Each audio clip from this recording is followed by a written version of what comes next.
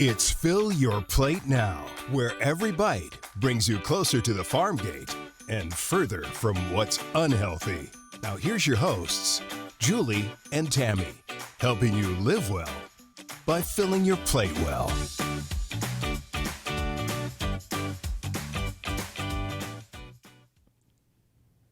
Well, Julie, we've been talking a lot lately about diets. The last few episodes we've done on the podcast are on different types of diets. But your background isn't really in the nutrition field. It's more in the ag area. Right. And you grew up on a farm. So I want to kind of flip things and hear a little bit more about farm life and what it was like growing up on a farm.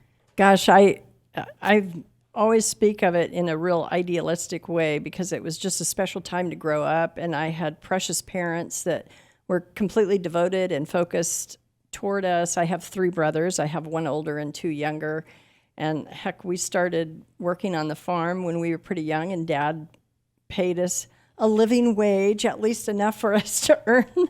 So we'd have some spending money, but we had a lot of fun. And one of the things I'll say, Mother was into nutrition. You would have been proud of her. She was into nutrition when nutrition wasn't cool, so to speak. She did a lot of reading. Of course, this was pre the internet. I'm not that old, but it was pre the internet. And she stuck to the basics. It was a really, really good time to learn about nutrition, even though we didn't have the experts like you to consult with. Well, they say what you learn when you're a kid sticks with you.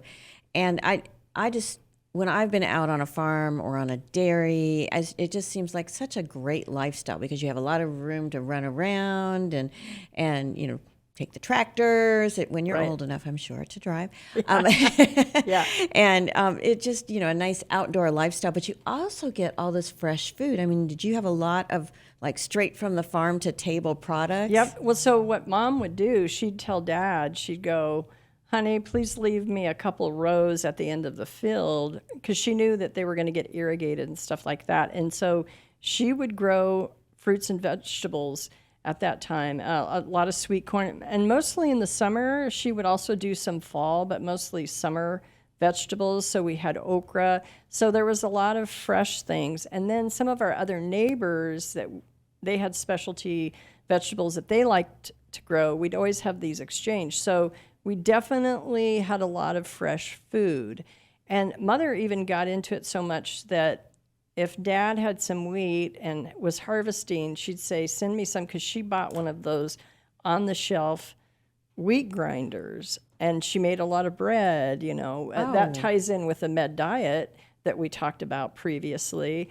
And then we always had meat, but Mother stuck to the basics. We've been talking about shop the perimeters of the grocery store. That's the way Mother shopped. And one of the reasons she was so into the nutrition is my older brother and I were chronically sick with asthma and allergies. So she was trying everything to keep us healthy. And one of the things she discovered, it all tied into nutrition. So if she kept us away from refined sugars, some of the processed foods, and again, this is, okay, I'm going to confess my age. I mean, this was in the 60s and 70s. So back then, she was telling herself, based on some of the things she read and talking to our doctors, and one of the things she concluded is we need to stay away from the processed foods and refined sugars. So if we wanted something sweet, it was a piece of fruit. And we really did not get to indulge. There would maybe be every once in a while, but Mother felt like too much sugar brought on the inflammation. So, and that was something that was triggering our allergies and ultimately the asthma. So she kept us away from sugar. It was, and even to this day, I don't indulge in sugar the way most people, except for chocolate. We have dark chocolate, yes, just dark chocolate. Well, no, that your mom sounds like she was ahead of her time in that respect. Are there a few key things you've taken from all that, being raised like that and with that healthy? Well, it's nutritious. Yes, healthy, nutritious foods. Yeah, the homegrown lifestyle is truly available to all of us, even if we live in downtown Phoenix or some major metropolitan area. You, again, shop the perimeters, stick to the basics. All of your food groups, your meats, and we loved it all: fish, pork, beef, chicken. So stick to what's basic, your eggs. So we had a lot of protein. One of the episodes was a carnivore diet. We weren't like exclusively carnivore in the way we ate, but we ate a lot of meat. And I felt like that was more important in the diet. And Mom and Dad were very versatile in their cooking, especially Mom. She would try all sorts of things, but she would always stick to the basics. So, and always have a garden. One year I even tried to do the herb garden because I loved to kind of mimic some of the things that Mother did. My herb garden didn't go over. I did get the parsley up, but for some reason the other herbs didn't do that well. But she instilled in us just kind of that homegrown, back to basics lifestyle, that gate to plate or that farm gate to plate, which what you and I are trying. So for me, as an ag kid, I feel like this is pretty basic and pretty straightforward, but a lot of people have to be reminded, and certainly as the nutrition ninja, as I like to call you, it's so important that we keep our nutrition and what we eat front and center. Yeah, and do you go to farmers markets often? I do. Not often, but I go. I would say at least on a monthly basis, and especially if I'm trying to look for something that's different. Plus, in my role with Arizona Farm Bureau, I like to scope them out and see how the markets are doing. So I will almost go, if I'm going to be up in Prescott on the weekend, I want to check out the farmers market because it just seems to be something that we need to be part of. And but it's always fresh vegetables. It's always those basics that I think we need to stick to. And you know this well. I mean, our lifestyles and how we eat, it's very important to it. One thing I'll also say about the Mediterranean diet that we talked a couple episodes earlier, how she kept emphasizing the lifestyle aspect of it. And she even threw in the whole point about naps and stuff. We need to take care of our bodies because we're always on the run. If we're raising kids and we're going back and forth with them, sometimes we may default to McDonald's just because it's quick.